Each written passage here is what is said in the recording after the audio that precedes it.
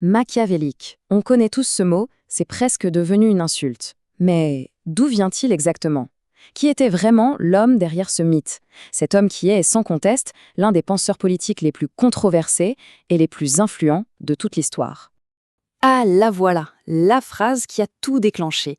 Il vaut mieux être craint qu'aimé. Franchement, si une seule idée de Machiavel a traversé les siècles, c'est bien celle-là. C'est une phrase qui fait froid dans le dos, pas vrai? Elle semble résumer à elle seule un cynisme absolu face au pouvoir. C'est un peu la porte d'entrée dans son univers. Mais attention, c'est aussi peut-être le début d'un énorme malentendu. Et cette image, eh bien, elle lui colle à la peau depuis 500 ans. Pour beaucoup de gens, Machiavel, ce n'est pas vraiment un philosophe, c'est carrément un professeur du mal, vous savez, celui qui aurait écrit le mode d'emploi pour les tyrans, un guide pour être cruel, manipulateur et complètement immoral. Mais est-ce que c'est vraiment tout ce qu'il y a à dire? L'histoire est-elle aussi simple que ça, ou est-ce que la réalité est en fait bien plus complexe, et même surprenante? C'est la question qui va nous guider. On va essayer de gratter un peu derrière le mythe pour voir ce qui se cache vraiment derrière le machiavélisme. Ok, alors pour commencer, plongeons dans ce mythe. Comment est-ce que le nom de Machiavel est devenu si célèbre, mais pour de si mauvaises raisons? Comment un simple nom de famille a-t-il pu se transformer en un adjectif aussi chargé, aussi négatif? Alors, tout bascule vraiment à la fin du XVIe siècle. On est en 1572 et la France est en plein chaos avec le massacre de la Saint-Barthélemy. C'est une horreur, des milliers de protestants sont assassinés. Face à ça, évidemment, les opposants à la reine Catherine de Médicis cherchent un coupable intellectuel, un bouc émissaire. Et qui vont-ils trouver? Eh bien bingo, Machiavel. L'Italien, le conseiller qui aurait, soi-disant, murmuré le poison de la tyrannie à l'oreille de la cour de France. Et l'attaque, elle est d'une violence. Un écrivain protestant du nom d'Innocent Gentilé va publier un pamphlet, l'anti-Machiavel. Il va jusqu'à qualifier le prince de « Coran des courtisans ». Rien que ça. Pour lui, c'est simple. Ce livre est un manuel de tyrannie et il est directement responsable de toute la violence politique de l'époque. Voilà, le mythe du Machiavel diabolique est né et croyez-moi, il va avoir la vie dure. Mais bon, pour vraiment comprendre ses idées, il faut d'abord comprendre l'homme et son époque. Parce que Machiavel, ce n'était pas du tout un philosophe enfermé dans sa tour d'ivoire, loin de là. C'était un homme d'action, un diplomate qui était plongé jusqu'au cou dans le chaos politique de son temps. Et son parcours est assez fulgurant. Imaginez, à 29 ans, il devient un haut fonctionnaire de la République florentine. Pendant 14 ans, il est au cœur du pouvoir, c'est un diplomate de premier plan, il négocie avec des rois, des papes, il voit de très très près comment la machine politique fonctionne, avec toute sa brutalité mais aussi toute son efficacité. Et puis, en 1512, c'est la chute, brutale. Les Médicis reviennent au pouvoir, la République est abolie, et Machiavel perd absolument tout. Il est renvoyé, on l'accuse de conspiration, il est jeté en prison, et même torturé. C'est donc depuis son exil, banni de la ville qu'il aime, sans emploi et plein d'amertume, qu'il prend sa plume. C'est crucial de comprendre ça. Ces livres, ce n'est pas de la théorie abstraite sortie de nulle part, non. C'est le fruit direct de son expérience, de sa chute. S'il ne peut plus faire de la politique, alors il va en écrire les règles. Il écrit pour comprendre ce qui lui est arrivé, pourquoi il a échoué et, soyons honnêtes, peut-être aussi avec le secret espoir de se faire bien voir des nouveaux maîtres de Florence. Allez, entrons maintenant dans le vif du sujet. Quelles sont ces fameuses idées si radicales qu'on trouve dans son œuvre la plus connue, Le Prince? Alors voilà, la grande rupture de Machiavel, avec tout ce qui s'était fait avant. Avant lui, la politique était vue comme une branche de la morale, de la religion. La grande question, c'était comment être un bon dirigeant, un dirigeant juste.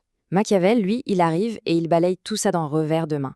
Pour lui, l'unique question qui compte, c'est comment être un dirigeant efficace. Il opère une séparation nette, brutale entre la politique et la morale traditionnelle. La fin, c'est-à-dire la survie et la stabilité de l'État, peut justifier des moyens que la morale, elle, condamnerait. Pour bien saisir sa pensée, il y a deux concepts clés à avoir en tête. Le premier, c'est la fortuna. Attention, ce n'est pas juste la fortune ou la chance. Non. Pour Machiavel, la fortuna, c'est le chaos.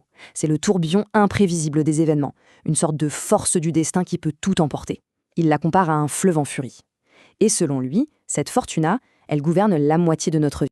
Et pour faire face à ce fleuve déchaîné de la fortuna, il faut quoi? Il faut la vertu. Et là aussi, attention aux faux amis. On ne parle pas de la vertu au sens moral chrétien du terme, pas du tout. La vertu chez Machiavel, c'est un mélange de compétences, d'audace, de force de caractère, de ruse. C'est cette énergie, cette volonté qui permet à un dirigeant de dompter la fortuna. de saisir l'occasion et de façonner les événements à son avantage. Vous voyez, la rupture est totale. C'est un choc. D'un côté, on a la pensée classique et chrétienne qui nous dit « le but d'un dirigeant, c'est d'être bon et juste. Le pouvoir repose sur l'éthique et il faut se faire aimer. » Et de l'autre, on a le réalisme glacial de Machiavel qui répond « non, le but c'est de maintenir l'État, le pouvoir repose sur la sécurité et il est bien plus sûr d'être craint qu'aimé. » C'est ce divorce radical entre la politique et la morale qui a créé un scandale qui dure encore aujourd'hui. Et c'est là que l'histoire prend un tournant vraiment fascinant. Un rebondissement qui vient complètement dynamiter la caricature un peu trop simple de Machiavel, le professeur du mal. Parce que la question qu'on doit se poser, c'est « n'était-il vraiment qu'un guide pour les tyrans ?» La réponse, et c'est ça qui est incroyable, est non. Et pour le comprendre, il faut se tourner vers un autre de ses livres. Un livre beaucoup moins célèbre que Le Prince, mais qui est peut-être, en fin de compte, bien plus important. Et là, on découvre un tout autre Machiavel. Figurez-vous qu'en même temps qu'il rédigeait Le Prince, ce manuel pour un dirigeant unique, il travaillait sur une œuvre monumentale, les discours sur la première décade de Tite-Live. Et là, c'est le choc, plus question de tyrannie. Dans ce livre, il fait l'éloge des républiques, de la liberté, du gouvernement par le peuple. Il va même jusqu'à écrire noir sur blanc que le peuple est plus sage et plus fiable qu'un prince. Et c'est là qu'on trouve peut-être son idée la plus moderne, la plus révolutionnaire. Pour tous les penseurs de son époque, le conflit dans une société, c'est une maladie, c'est le chaos. Pour Machiavel, c'est le moteur de la liberté. Oui, vous avez bien entendu. En étudiant la République romaine, il arrive à une conclusion géniale. C'est justement le conflit permanent entre les riches et le peuple, quand il est bien canalisé par de bonnes lois, qui a permis à Rome de devenir si grande et si libre. Alors, au bout du compte, que doit-on retenir de Machiavel ? C'est qui, le vrai Machiavel ? Le professeur du mal ou le défenseur oublié de la République ? Comment comprendre cet héritage si complexe ? Eh bien, son héritage est un immense paradoxe. Ses idées ont inspiré tout le monde et son contraire. Des monarques absolus, des tyrans, mais aussi des révolutionnaires et des républicains. Des philosophes comme Rousseau ont même avancé une théorie fascinante. Et si Le Prince était en fait un livre à double sens ? Un avertissement au peuple qui décrirait les méthodes des tyrans pour qu'on puisse mieux s'en défendre. Et de l'autre côté de l'Atlantique, les pères fondateurs des États-Unis se sont largement inspirés de ces discours pour penser leur propre république. En fait, il y a une autre de ces phrases qui, je trouve, résume parfaitement ce dilemme. En parlant des anciens dirigeants de sa ville, Florence, il écrit qu'ils préféraient la grandeur de leur cité au salut de leur âme. Tout est là. C'est le cœur du problème machiavélien. Cette tension tragique, insoluble, entre la morale personnelle, le salut de son âme, et la responsabilité politique qui demande parfois de se salir les mains pour sauver la collectivité. Finalement, Machiavel ne nous offre aucune réponse facile. Au contraire, il nous force à regarder la politique en face, telle qu'elle est, crue, et pas telle qu'on aimerait idéalement qu'elle soit. Et il nous laisse avec cette question, une question qui reste incroyablement pertinente 500 ans plus tard. Dans la quête d'une société stable et sûre, la fin peut-elle vraiment, toujours, justifier les moyens ? Jusqu'où peut-on aller au nom du bien commun ? Voilà une question qui continue de nous hanter.